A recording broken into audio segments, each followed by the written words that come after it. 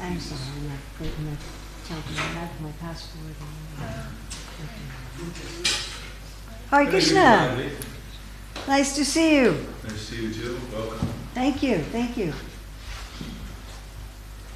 We have a way to. This is very interesting. We have it like we have a big industrial kitchen in the middle of the temple. Yes, we cook it up. Obviously, yeah. They say we're in the fire. It's the first time I've seen this in a ISKCON temple. You know. So do we have a hookup for the screen? Hoćete pripaviti screen. She needs the television. So when does he say he's coming? Can you message him? Okay.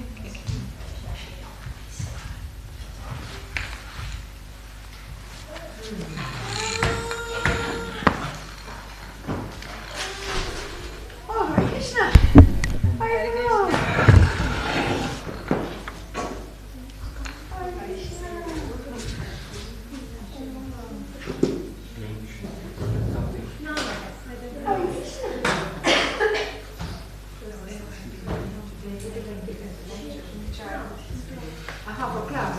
Are you not in the mood? As long as he's not screaming, it's okay.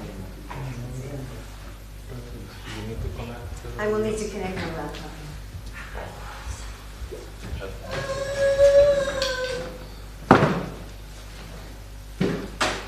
And we have books? Yes. Everything? Okay.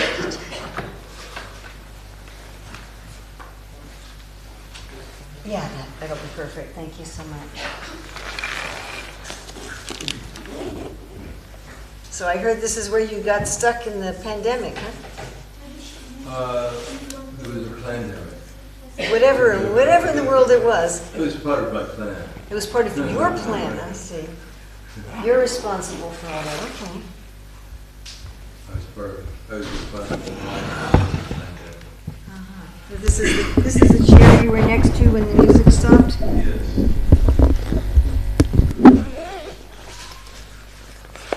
Yeah, I think all of us roving people ended up being marooned.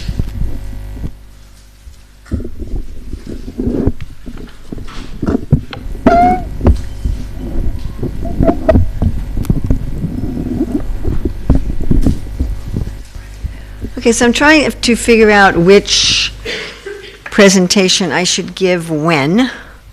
Oh, I'll do it, but thank you so much. So I have 3 on Krishna meditations, 1 on Krishna's qualities, 1 on Bhagavad Gita, and 1 on Bhagavatam. So when are we going to get the biggest general audience? Sunday. Well, Sunday I'm doing Career Dharma. So it's tonight, tomorrow morning, and I think tomorrow night, is that right? Oh, you printed it out? Good. Sorry, I just got here. You know what that's like, right? Okay, so yeah, it's okay. Today, tomorrow morning, and Sunday morning. So when am I going to? Which of those 3 times am I going to get the most of a general audience?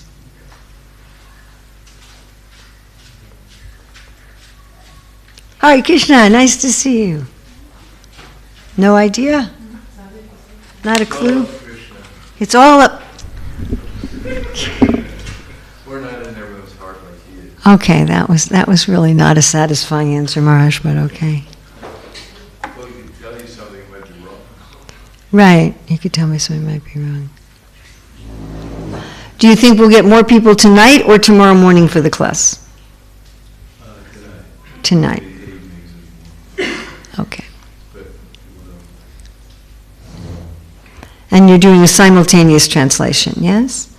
So if I'm going too fast, or if I say something you don't understand, just stop me. Okay?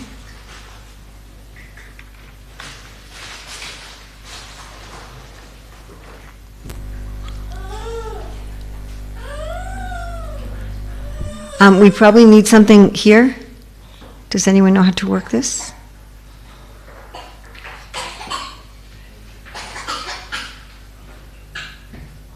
Is there anyone who knows how to work this? He's doing something. Do you need a verse or? No, I need it to know that it's connected to my computer.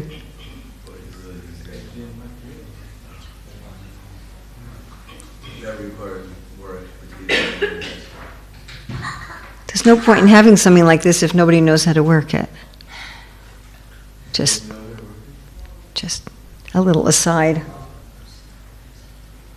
This is, they only use it for the internet, for putting things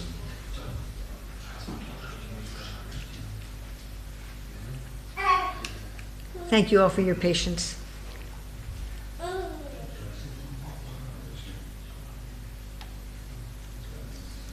might be here for a long time. We might be here for a long time. Okay. Well, we can chant while they're doing that. Is there anyone who actually knows how to work this? Or is it just people who are guessing?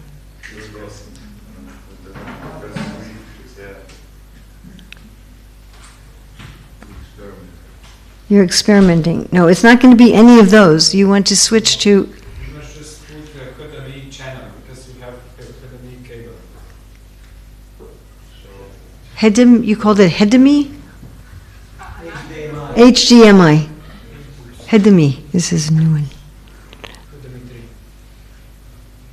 Yeah, okay.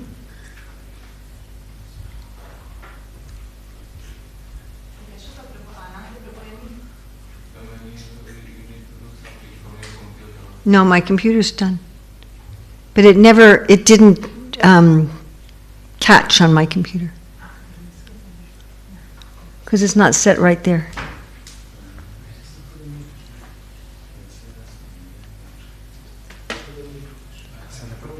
Did you try HDMI 1? You try HDMI 2?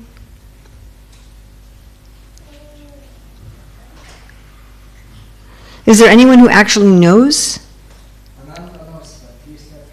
Where is he? Can you see if you can find him? Did you switch it on your computer? Yeah. But it didn't catch on my computer. Because maybe we have to unplug it and plug it. Well, I can try that, but it didn't, usually there's a jump. It jumps on my computer. It didn't do that. That means it didn't, I can try it again. No. You've got something wrong there. I really kind of need you to figure this out because we have a bunch of stuff that uses. He's coming? Okay.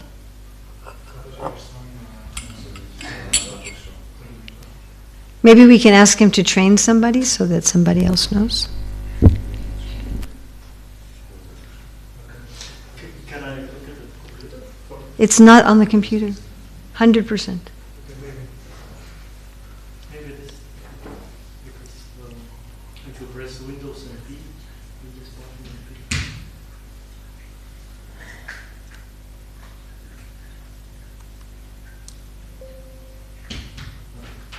No. I've been using a computer since 1978. It's not my computer, but thank you. If it's properly connected, it jumps. Yeah. Okay. Yeah, it's not on my computer. The problem's not my computer. The problem is that that's not set up right. All right. Anant is coming for sure? He's coming?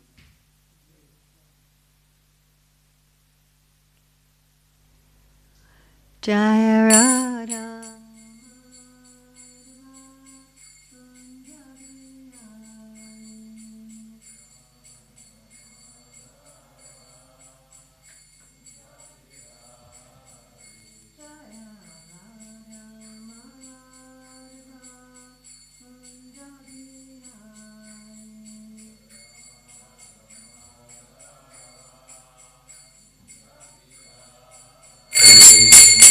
Gopijana Vallabha Girivaradari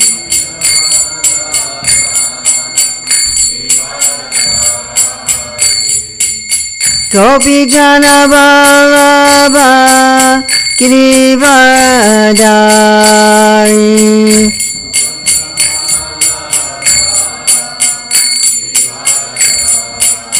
Yasodanandana Brajajanaranjana.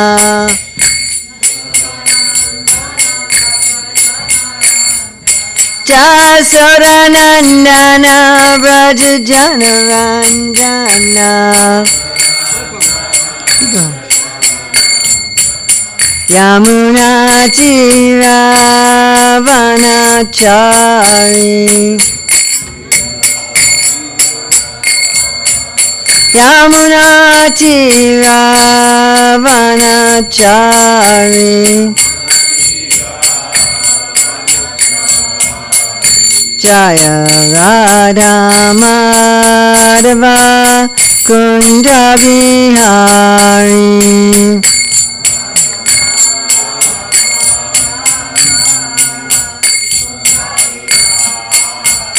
Jaya Radha Madhava Kunda Vihari.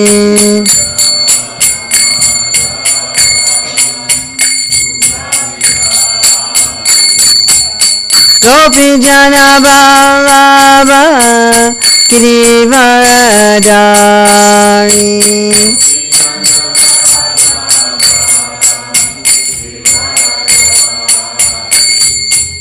Gopi Jana Ballabha Girivaradari.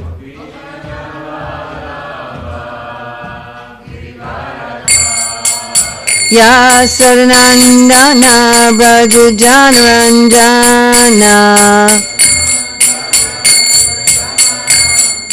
Yasadanandana Brajajanaranjana. Yamuna Tiravanachari. Yamuna Tiravanachari.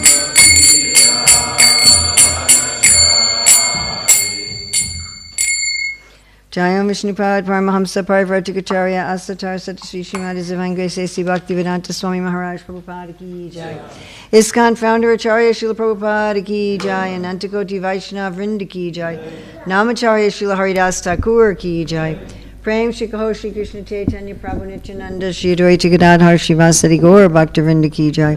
Shri Shri Radha Krishna Gopinath Shai Mukunda Radha Kunda Giri Govardhan Ki Jai. Vrindavan Dhama Ki Jai. Mathura Dhama Ki Jai. Navadvip Mayapur Dhama Ki Jai. Jagannath Puri Dhama Ki Jai. Gangamai Jamuna Devi Ki Jai. Bhakti Devi Ki Jai. Tulsi Maharani Ki Jai. Samaveta Bhaktivinoda Ki Jai. Gaur Premanande. All glories to the assembled devotees. All glories to the assembled devotees. All glories to the assembled devotees. All glories to Sri Guru and Gauranga. All glories to Srila Prabhupada. Nama Om Vishnupadaya Krishna Prasthaya Bhutale. Srimati Bhaktivedanta Swami Niti Namane. Namaste Saraswati Devi. Gauravani Pacharne. Nirvisesa Sindhivani Paskatyade Satarne. Vanchakalpachubhas Chakripasindavyeva Patitanam Pavanevyo Vaishnavyo. So Ananta Prabhu, is it possible for you to get a disciple in the technology? To get a technology disciple? They're just humble. No, they were ignorant. No, they weren't humble, they were ignorant. None of them knew how to do it. Usually it connects automatically, but this time you have to be manually. I don't know why. Usually automatically recognize the laptop. Okay, but maybe you could show someone else how to do it, so somehow if you're not here or some problem that we're not stuck. Can you do that, please? Very good. Excellent. And so nice to see you again. And so nice to be with Panchatattva after so long. 4 years. 4 years. Yeah. You can thank Mr. COVID. What'd you do? All right, so it is June 8th, 2023 in Ljubljana, Slovenia, and we're going to be looking at how we can find Krishna in the world. So we have 3 presentations on this and a book. Ta-da! So the Bhagavatam in the 2nd canto, the 8th canto, and the 12th canto discusses how we can understand the world as the body of God. And we might ask why this is so important. You know, we're told that the main regulative principle is what? What? Chant Hare Krishna. Almost. Always remember Krishna, never forget him. So we might think, all right, well, we want to remember Krishna's pastimes and Krishna's form. And of course we should do that. But most of the time our awareness is in the things around us, what we see, what we smell, what we taste, what we hear, right? We're aware of the trees, we're aware of the sky, the rain, yes, the temperature. So the Shastra and our acharyas teach us that we should take what we're already aware of and connect that to Krishna. In this way, it's very easy to remember Krishna 24 hours a day. So today we're going to look at this from the descriptions of the universal form in the 2nd and the 8th canto. And tomorrow morning we're going to do this sort of in reverse. We're going to start with Krishna's 64 qualities. And then from there we're going to see how we can be reminded of those in the things of this world. And then on Sunday morning, I think, Yes, Sunday morning, we're going to be looking at all the I am verses in the Bhagavad Gita. I am the taste of water, I am the light of the sun, like that. Is that all right? That a good plan, Ananta Prabhu? All righty. So we're going to start off, by the way, it's so nice to be back here. I've really missed all of you. I really missed all your Sangha and this wonderful temple, and thank you so much for making me feel at home here and welcome. I really appreciate it.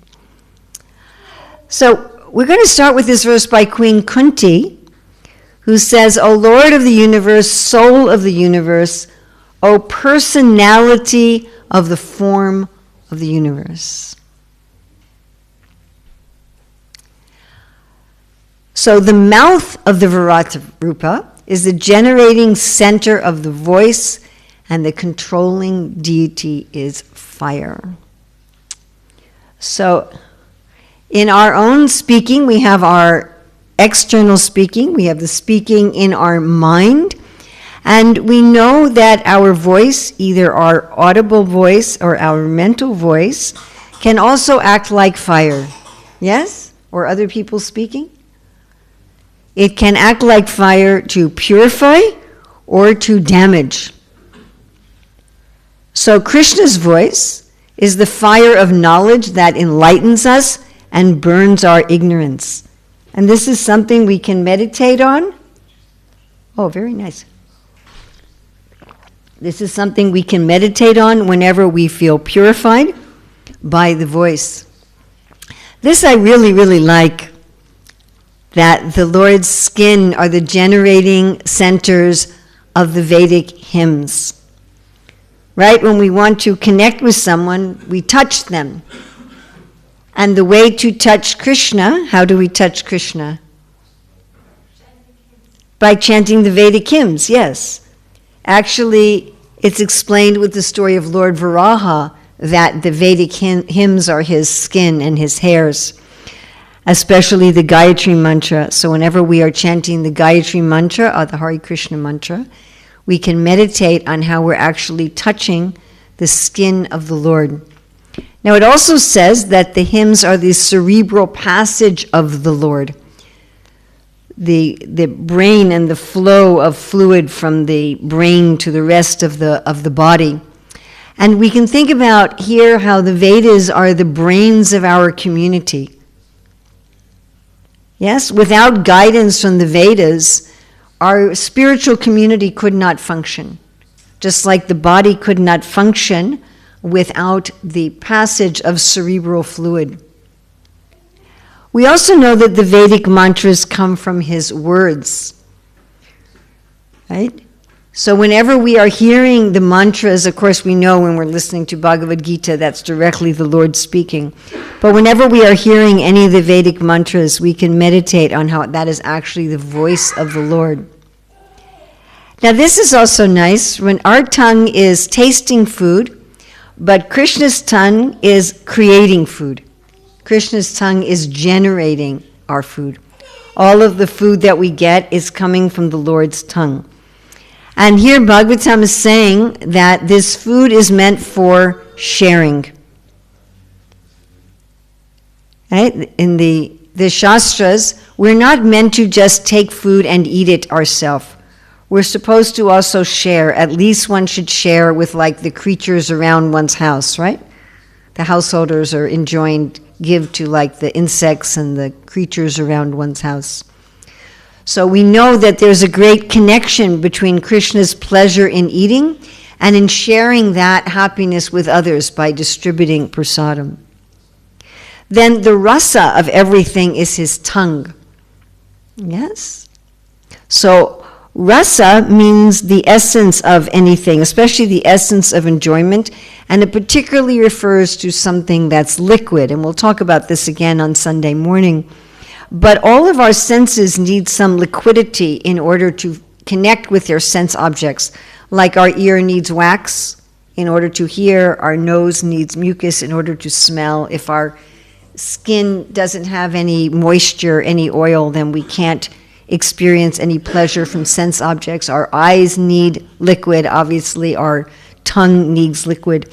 So this ability to enjoy anything and the essence of all enjoyment, that is coming from Krishna's tongue. By the way, as we go through these, I'd like each of you to think of 1, 2, or maybe 3 of them that you're going to be meditating on in the next 24 hours. Or at least like tonight, because we have another class early tomorrow morning, and then I'm going to ask you tomorrow morning, okay, what did you meditate on last night that you were able to bring into your life? On his lips was greed. So our lips are often greedy, yes? We are often greedy to eat, and we are often greedy to speak. Correct? Yes? So what is Krishna greedy for? What is Krishna greedy for? Love. Krishna is greedy for love. Whenever we feel our foolish materialistic greed, we can think, Krishna's lips also have greed, but they are greedy for love. And when Krishna appears as Govardhan Hill, what does he say? What does he? Adiyor, give me more, give me more, give me more. Yes? So there's the transcendental form of greed. His smelling powers are creating all medicinal herbs. So here I have this nice herbal tea. Thank you. And it has a very... but what kind of herbs are in here? This is the tio. Yes, that's that very nice smell. So our sense of smell is a receiver, but the Lord's sense of smell is a creator. The Lord's sense of smell is actually creating these wonderful smell of the herbs that enter us and cure us and put us back in balance. And this is something we can remember whenever we are using herbs in our cooking or for our medicine, that the Lord's breath is like a transcendental doctor. Also in the Lord's nostrils is the wind. Yes? So the wind brings change.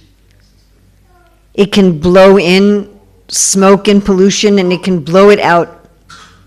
And whenever we see or feel the wind blowing in some change in our life, that is the breathing from the Lord's nostrils. So I don't know if you can see, there's a fellow breathing there. Can you see him? Right. So his breathing is also the centers of all airs. So there was a book, I didn't read the book, I just saw the title. It was written by a doctor who almost died, I think, of some lung disease, and it was called When Breath Becomes Air. And I thought, this is a very interesting title. When the air is inside our body, it is the breath of life. It is our prana.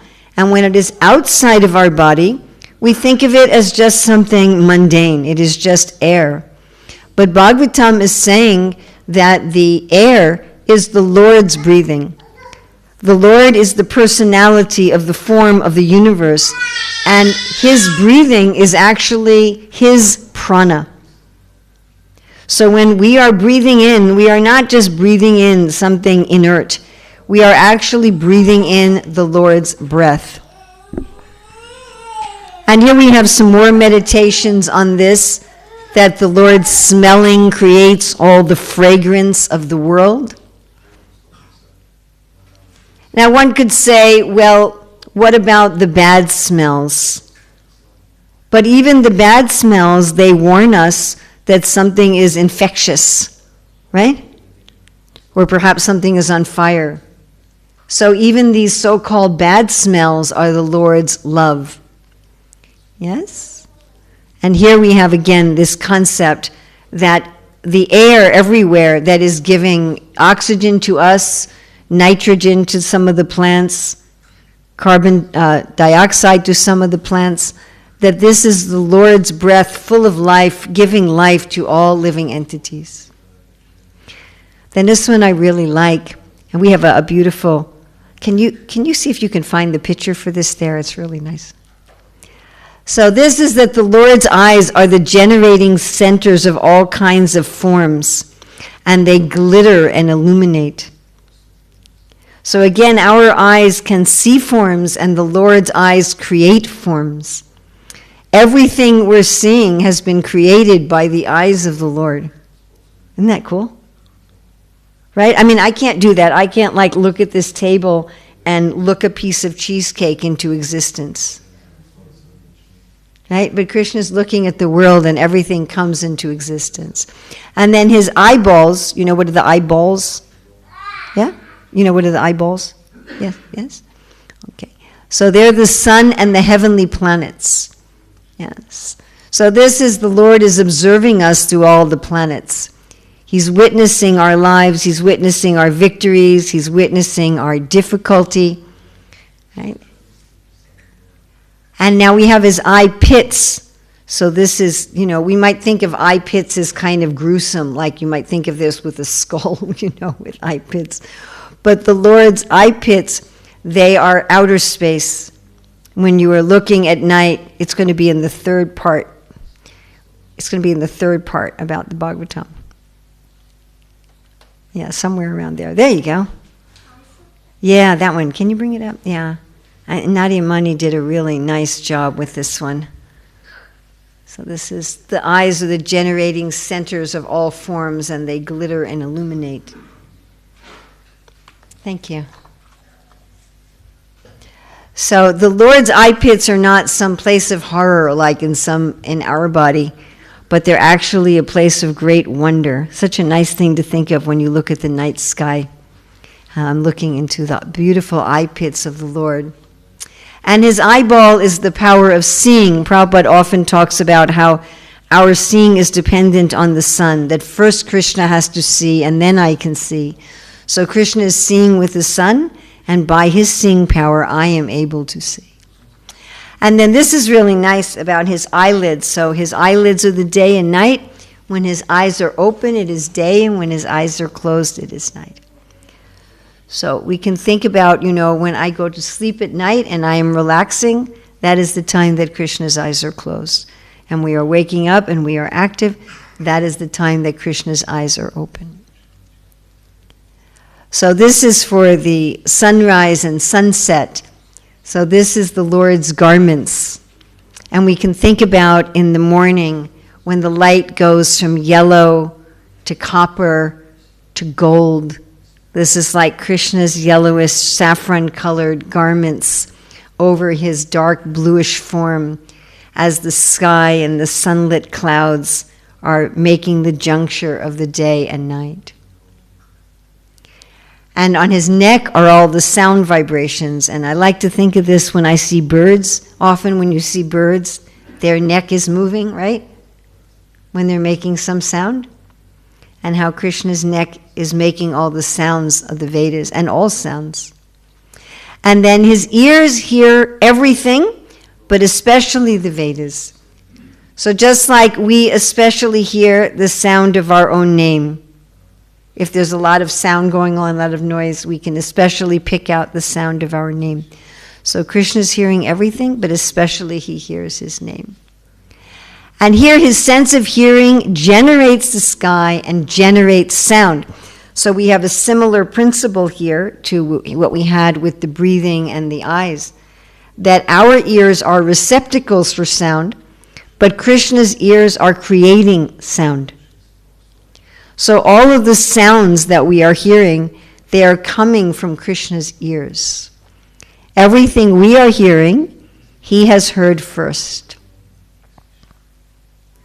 Now, when I was teaching this in Italy, one of the devotees had told me that he really liked this particular meditation, that in the Lord's steps is yajna, the fire of sacrifice. Yajna basically means some ceremony, some authorized ceremony by which we connect with the Lord.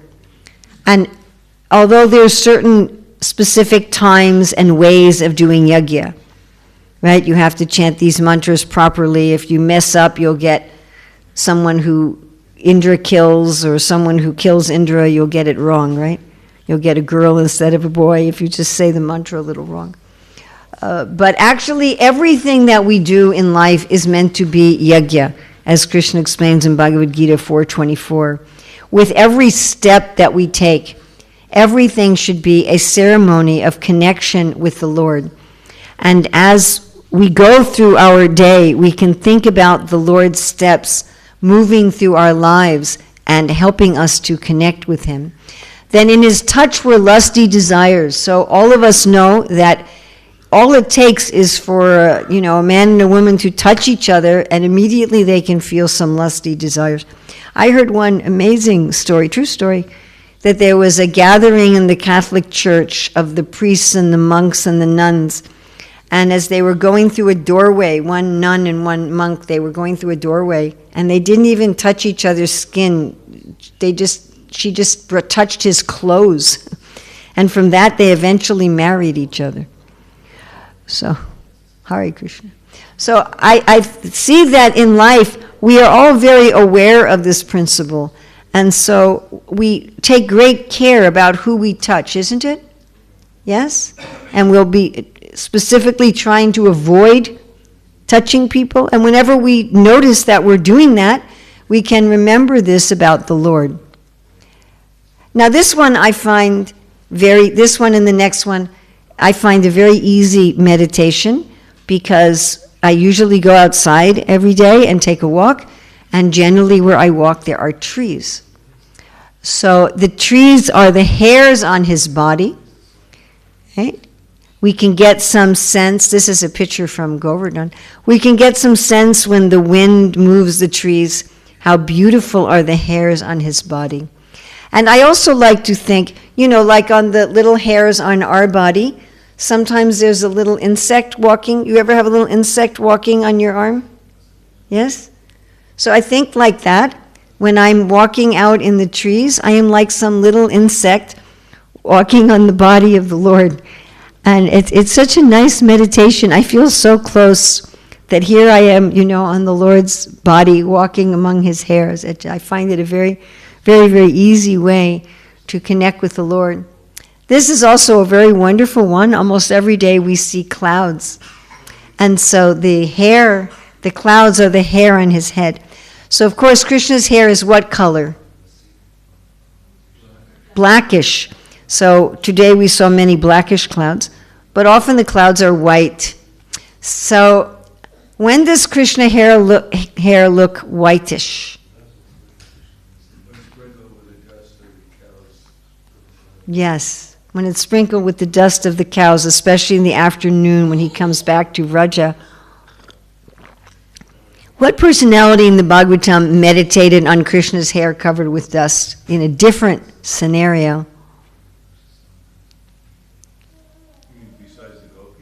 Besides the gopis meditating on Krishna coming home with the dust from the cows. Some great personality. Akura? Yeah? Who else? 9th chapter, 1st canto. Come on, this is Ljubljana. You should all know this. This is the Shastric center. Yes, Bhishma. And why did Krishna's hair get dusty then? Racing. Yes, yes. And Bhishma said, I remember Krishna with his hair covered by dust. Oh. Hopefully he'll calm down and you can come back. If he's calm, you can stay. It's all right. Prabhupada says, all glories to the assembled devotees includes the children. So when we were just in Italy, one of the devotees was pointing out that some incarnations of Krishna also have blonde hair, like Kapila Dev and Vamandev. So that's also there. And on the hairs of his body were all the drugs and the herbs. So the medicines that we take, the proper medicines, they're all from Krishna's body. Haribo, thank you for staying as long as you did. Always lovely to see you. Oh, no tolerating all. It's a great pleasure to hear happy children. Then, yes?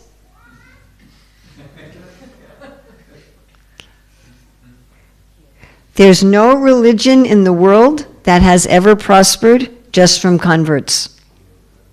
If you don't have children, no religion has ever grown. Best bhakti program, yes. Now here Krishna's nails, this is the nails on his fingers and the nails on his toes. So electricity, stones, and iron ores. So Prahlad Maharaj describes Krishna as a magnet and himself as iron, being attracted to that magnet. So electricity is on the Lord's nails. So whenever we turn the lights off and on, we turn on our phone, this electricity is on the Lord's nails. And also on his nails are the horse, mule, camel, and elephant. And I didn't put a mule picture in here. So these are the animals that traditionally have been the working force in human society. And if we think about our nails are very useful for working, yes? Whenever you do something with your nails, you can remember that these working animals, they're on Krishna's nails. And also on his nails are all the stones. So nowadays, some ladies, they go to the beauty places and they have their nails painted to look like stones. And sometimes they even glue on like little, you've seen this, some of you, little fake stones on their nails. But whatever beautiful stones we see, diamonds, rubies, whatever, these are Krishna's nails. And we can also remember that anytime we look at our own nails. So my nails are not so beautiful, but Krishna's nails are beautiful like rubies, like diamonds. Then the wild animals are in Krishna's belt zone. So usually the belt we use to hold up our clothes. Very useful. So these wild animals are very useful in society. They maintain the whole balance of the ecosystem. There have been many places where human beings have killed off some of the top predator animals, and then the whole ecosystem becomes out of balance.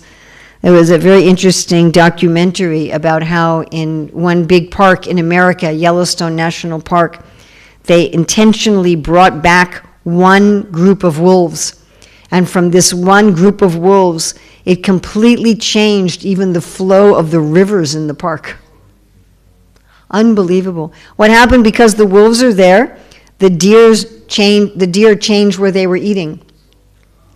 And when they changed what they were eating, more forests grew. And when more forests grew, then it changed the erosion into the rivers. And it attracted the beavers, which then built dams. And everything in the park changed just from bringing in like one pack of wolves. Yes? So this is these animals, they're not inconsequential. And these are like the belt zone of the Lord. And then his lotus feet give protection from all kinds of fear. So the main way we feel secure is from our feet, isn't it? That we're walking and our feet are giving us stability, yes? Have you ever lost your footing and immediately you feel afraid? Correct? Yes? Yes? No? Yes. Yes. It's 7:30 at night and we're tired. So we can remember how Krishna's feet are the ultimate source of all protection from fear. And from the Lord's genitals come water, semen, rain, and the procreators. So normally, the male can produce offspring only of the same species. But Krishna is producing all living entities. Aham bija pratapita. Yes, he is the father of everyone. And Krishna is so kind that he gives the living entities pleasure so that they will take nice care of their children. And when we see parents taking nice care of their children, we can think, Krishna has provided this incentive. Then all of the waters. Now, according to Ayurveda, the reproductive fluid is the concentrated energy of the body, which is why in most of human society, our staple food is seeds. Wheat, rice, corn, barley, rye. Yes? And if we think of the waters of the world, what are they doing? They are giving nourishment and life to everything. Yes? So this is the Lord's concentrated energy. Now this is a very interesting meditation, that the universal form also has an anus. This is how one can be Krishna conscious even on the toilet. So the Lord's evacuating outlet is what gets rid of envy and misfortune. Just like when we evacuate, we're getting rid of all of the toxins in our body. Yes, and here is also the seed of mitra. Mitra means death, and also? Disease. But what is the literal meaning of mitra? Urine. That's mutra.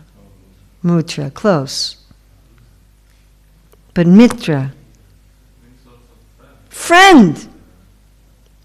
If we are evacuating nicely, do we feel healthy? Yes? And if we're not, we feel sick? Correct? Yes? So in the same way in the universal body, the Lord is getting rid of envy and hatred. And death is a way to let the living entities achieve their next body and their next karma. It seems very cruel, but actually it's friendly. Then the jaws of his teeth are Yama, the god of death. So of course we know Arjuna saw this when Krishna was crunching all the soldiers as the universal form. And whenever we see sinful people getting punished, sometimes we hear some murderer gets put in jail or gets killed, we can think, that's Krishna crunching the sinners. The art of affection is his set of teeth. Right? So when we're smiling at others, we're showing some affection, and we can remember how Krishna has the ultimate affection with his beautiful smile. This particular part of the universal form is interesting because it's something that Srila Prabhupada spoke about to a pilot on a plane once. Prabhupada was sitting on a plane and the pilot came out of the cockpit and sat next to Prabhupada and said, if God is all good, why is there evil? And Prabhupada said, evil is on God's backside. So this means that when we are engaged in evil, we don't really see God, we're behind him. Yes, of course, we're still in his body, even if we're evil and sinful. We don't get out of the Lord's body, but we're behind him. It's like we've turned our faces from him. But we can remember that even in darkness, Krishna is still there. And from his veins flow the great rivers. And if we think of the great rivers, these are the main places of human habitation, the main ways that goods are moved from one thing to another, the main way that fertile soil is brought from the mountains to then fertilize all of the land and to create new land by a delta, by the ocean. And so these great rivers in the world, they are the messengers of life. Like our veins are carrying our heartbeat throughout our body. And so the great veins, the great rivers of the Lord are the Lord's messengers of life, carrying his heartbeat. On his bones are the great mountains. So we came through the mountains when we came from Italy to Slovenia. And our bones, they're giving our bodies structure and stability. In the same way, the mountains provide structure and stability in the universe. And the Lord's arms, this is the place where there are the leaders of the living entity. Whenever we find leaders using their arms for protection, they are resting then on the arms of the Lord. This is where we find the great demigods like Indra, who are the protectors of the universe, protecting us from the demons. And the actually qualified kshatriyas, the great warriors and leaders in government who provide us our necessities. His mouth is the blazing fire. So again, we remember how the Lord's words, it burns up our ignorance and it gives us illumination. And again, this description of the Lord's glance being the whole material world, that everything we're seeing is the Lord's glance. I mean, what an interesting idea.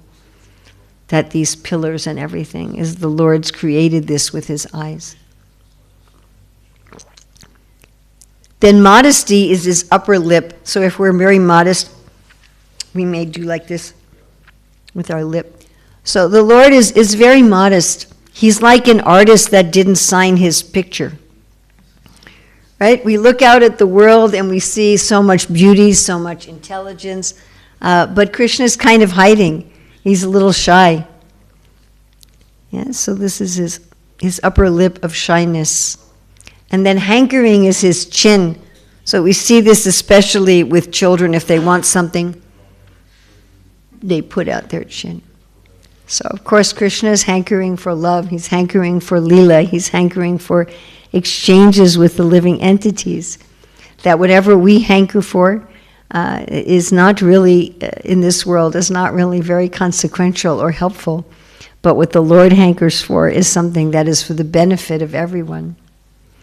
This is such a beautiful meditation that on the heart of the Lord is religion, is dharma. So what is most precious is what's in the heart, and what's most precious to the Lord is dharma. Whenever we are following our dharma, whenever we see others following their dharma, then we know that we are very dear to the Lord, that we are right in the heart of the Lord. And then this is another way to be embraced by the Lord, is pleasing words that are truthful. Whenever we speak truth in a pleasing way, right? It is easy to speak truth in a harsh way. Sometimes that's necessary. But whenever we speak truth in a pleasing way, then we are being held on the chest of the Lord. And what is there also is the goddess of fortune, who has a lotus flower in her hand. So when we're speaking pleasing truth and we're following dharma, then we are on the Lord's heart and his chest, and we are there with the goddess of fortune. Then also there's all the stars. At night when we see the stars, we can think of it as a beautiful necklace on the Lord's chest.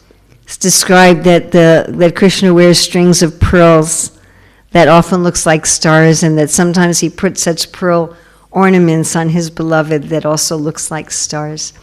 So whenever we see the stars, we can meditate on this. And the ocean is his waist. So the waist, it's combining the top half of our body with the bottom half of our body, and just like the ocean, it's connecting two pieces of land, right? And then the ocean is moving. So just like, our waist is moving, and especially Krishna is dancing, and when he's dancing, his waist is moving, and he has 3 ripples in his abdomen as he's moving. And when we see the sea with its waves, oh, those are the ripples in the Lord's waist and belly as he's moving and dancing. And the passing ages are his movements. So Krishna says he is time. And as our life changes, as we gradually get older, and as we see history unfolding, we can say, oh, this is the Lord moving through our life, through the world. And everything is caused by his intelligence. So in general, any theist understands that the world is a product of intelligence.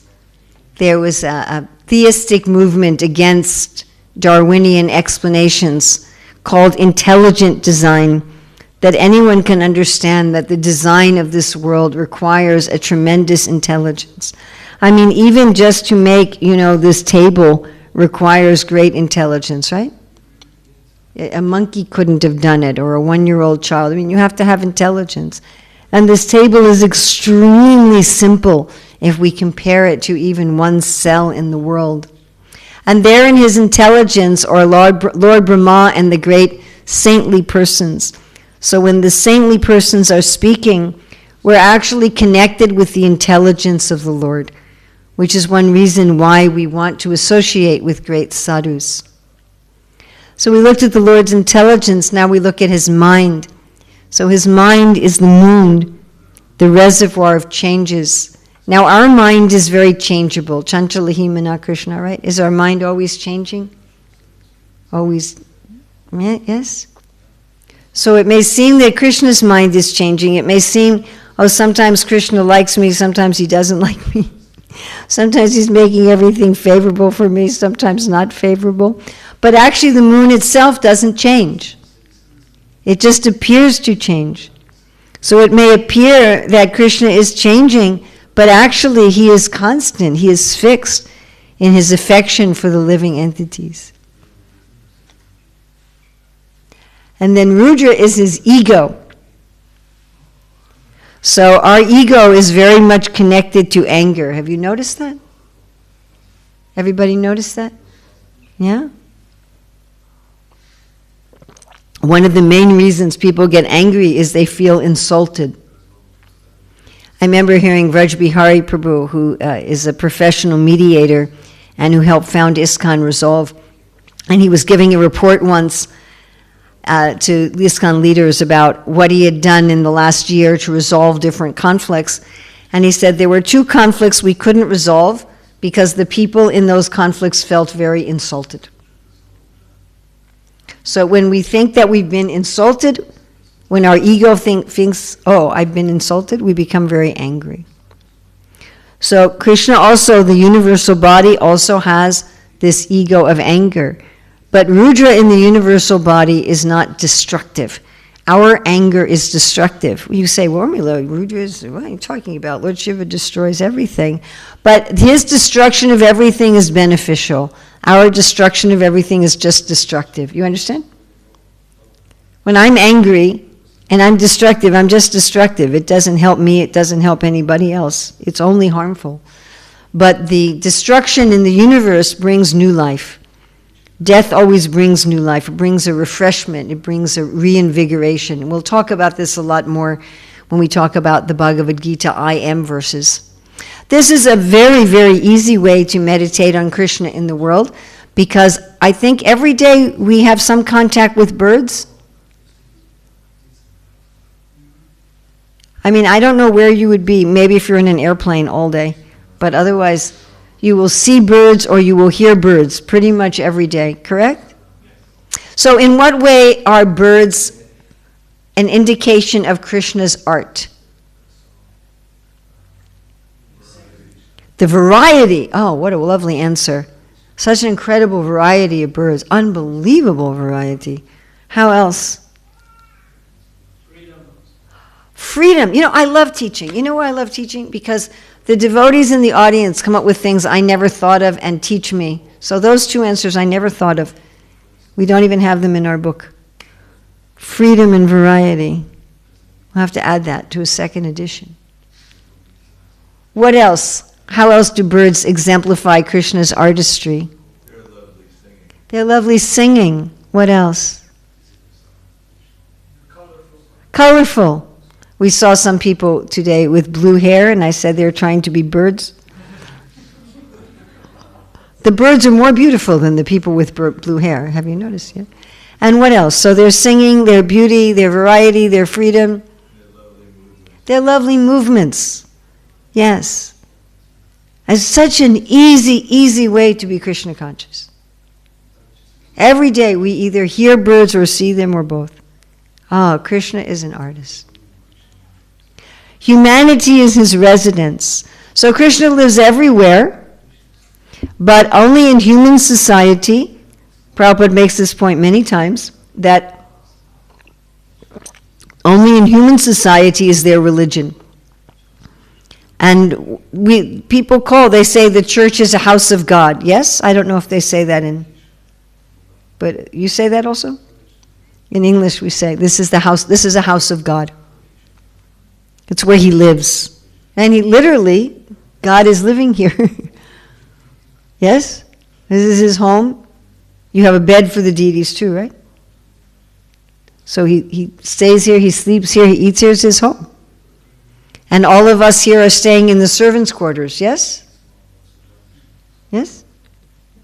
You know, in the old, I don't know today how often, but in the old homes of rich people, there was always a servants' quarters. So, this is God's home. Humanity is his home. This is where he feels at home. He feels at home with humans. The celestial beings are his musical rhythm. So in every culture, the angels are always portrayed as musicians. They're always playing instruments and singing. They are the Lord's musical rhythm. Now this I thought was very interesting, that the demoniac soldiers represent his prowess. Prowess is virya. So Krishna says, and we'll read about this with the IM verses, that of all causes of victory, he is morality. So the pious soldiers, they know that it is not just strength and power that is going to win the battle. They also have to have dharma. They also have morality. But the demoniac soldiers, they don't care about dharma. What do they care about only? What is their idea? They're going to win how? Huh? How are they going to get the victory? What is their means? Hook or crook. They're just through their strength, yes? Just through having the better weapons and the better strength. But Krishna also has strength. He has unlimited virya. And this can be seen in the demon soldiers who are simply fixated on strength. Of course, Krishna's virya is also connected to dharma. His thighs are the vaishyas, so they're giving the support. Our thighs have our biggest bone in our body, our femur, and is supplying the main support to society. So without the vaishyas, nobody would eat.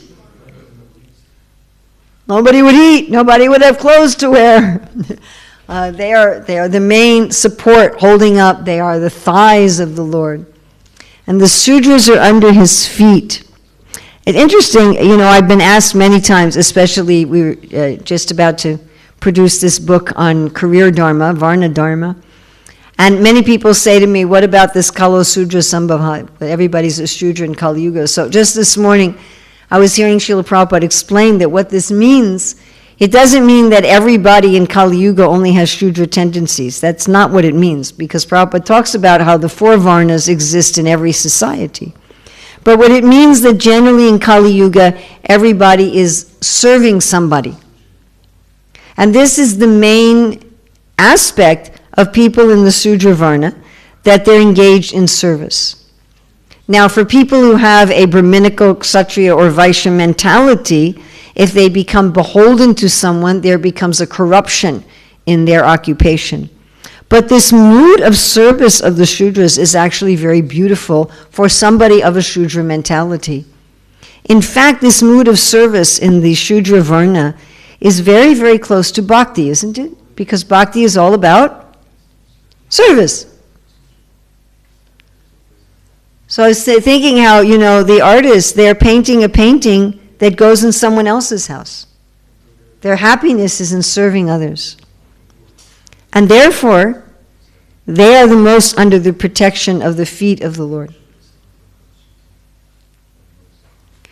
And here we have a very similar to the one we had before, that the twilight, when the day turns into night, this is the garments of the Lord. And we can think about how when it's sunset or sunrise, that underneath the flowing yellow and reddish clouds, you can see the dark blue sky, just like the Lord's effulgent, beautiful dark blue form is glittering underneath his flowing yellow garments. And in his navel is the sky. This is something I also like to meditate a lot when we were driving here today. And I kept looking at the sky as we were looking out the window, and I was thinking, we are all in the navel of the Lord. Then the upper planetary systems are his upper body. They're acting as God's head. Now on his eyebrows are the vritti. So when Krishna is pleased with our following, and when he's displeased with our following. Right? If somebody's doing adharma, and if someone's doing dharma. These are the eyebrows of the Lord. And on his forehead is anger. Of course, Krishna's anger is purifying. So when I'm angry, it's like I'm stuck in, when you wrinkle your forehead if you're angry? Like it gets little creases in your forehead? Yes? So it's like when we're angry, it's like we're stuck in one of those little creases and we can't see anything. We're stuck in the forehead creases. On his shadow was death. How can Krishna have a shadow? He's the source of all illumination. How does he have a shadow? But if I turn away from Krishna, then I create a shadow. Yes? And I experience death. My turning away from Krishna becomes like a death to me. It becomes like spiritual death. The Shastras say I become like a killer of the soul. But for Krishna, just like a child plays with his shadow, so for Krishna, his shadow is not fearful. And his smile is the illusory energy. Of course, there's different kinds of illusion. There's the Yoga Maya that enchants Srimati Radharani and Mother Yasoda and Subal and Raktak. And then there's the Mahamaya that bewilders everyone. But in either case, it's Krishna smiling. And then all the living entities are within Krishna's body. No one is separate from Krishna's body. So thank you very much. And I wonder if anybody, it's now 8 o'clock, we started a little late because the technology gods were not smiling upon us. But is there any one of these meditations that anyone particularly liked that they think they want to meditate on? I asked everyone to think of 1, 2, or maybe 3.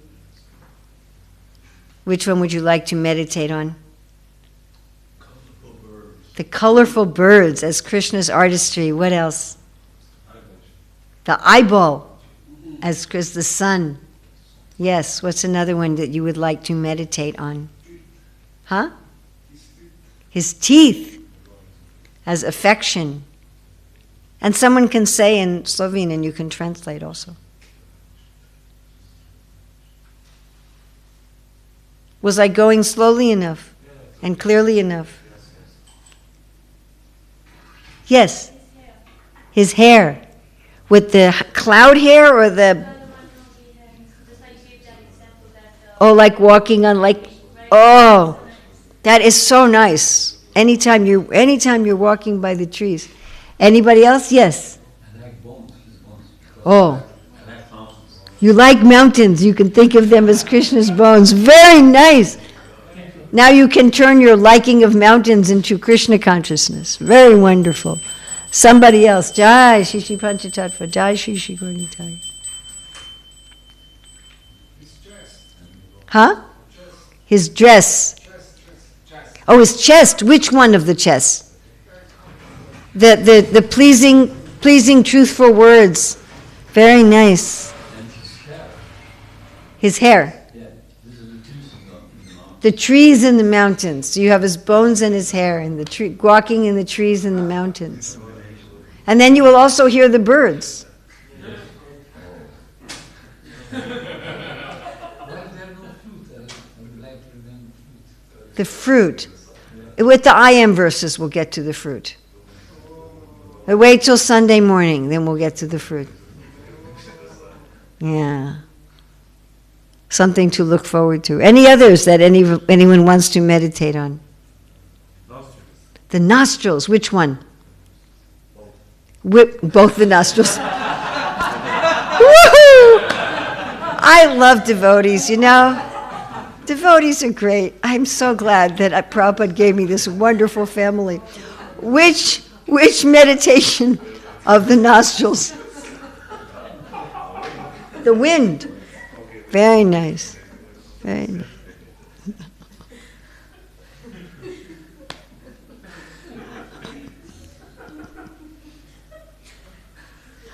All right.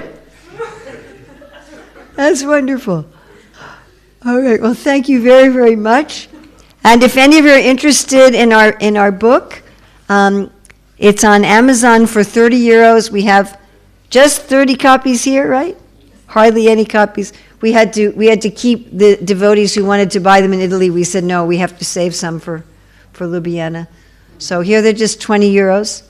And if you'd like a copy, and I'd be happy to sign it for you. And they're illustrated by Nadia Mani. Are you familiar with the Kirtaneer, Nadia Mani? Her husband is Amala Harinam.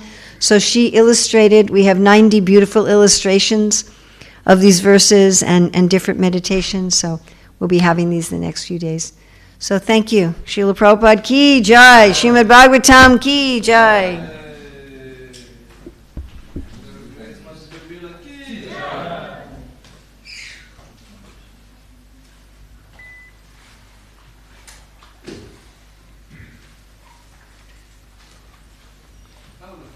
So did you fix your AC? I go to your Where's the other grandson. one? I was going to your grandson. You already went? And giving to You him. already gave him one. Yes. Oh, thank you. You could have given me both, but okay. Thank you so much. That's okay.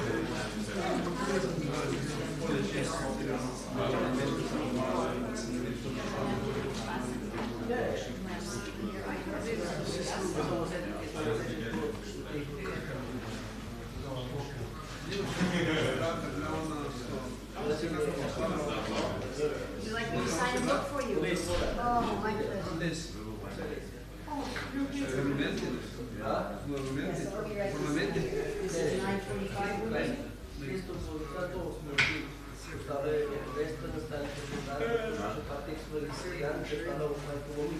Kaj se bilo mislim, da je mislil. Ne, zdaj je ono pa pravi reporteri. Ne, robovi izgledali. Ja. Tega si bolj tudi, da se malo gore, pa se rao višji službo. Bolje pokažem stane na osnovi.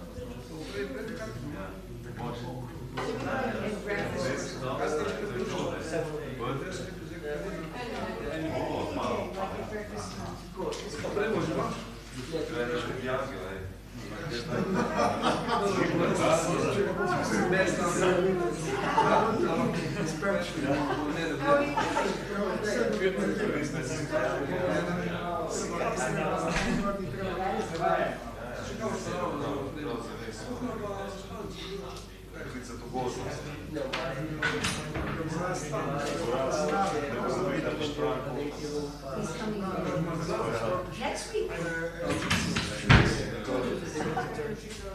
when I'm in Chicago, so I'm leaving. He's when you see him, please tell him I was just here. Sometime in the past, we do this. One time I was here, and I left, and he came like 7 days.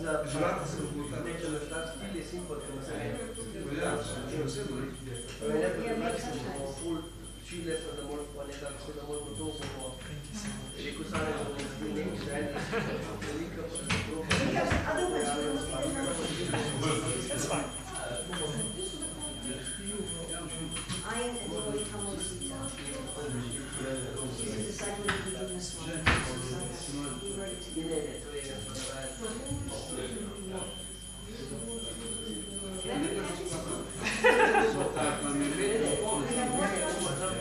Thank you.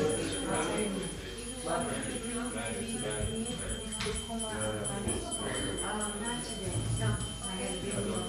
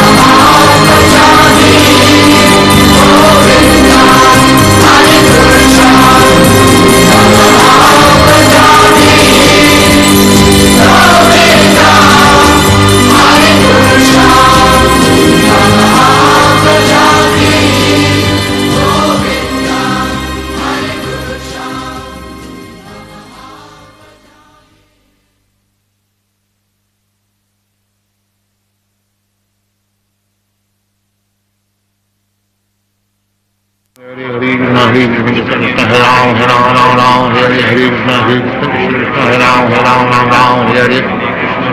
Krishna, Hare Krishna, Hare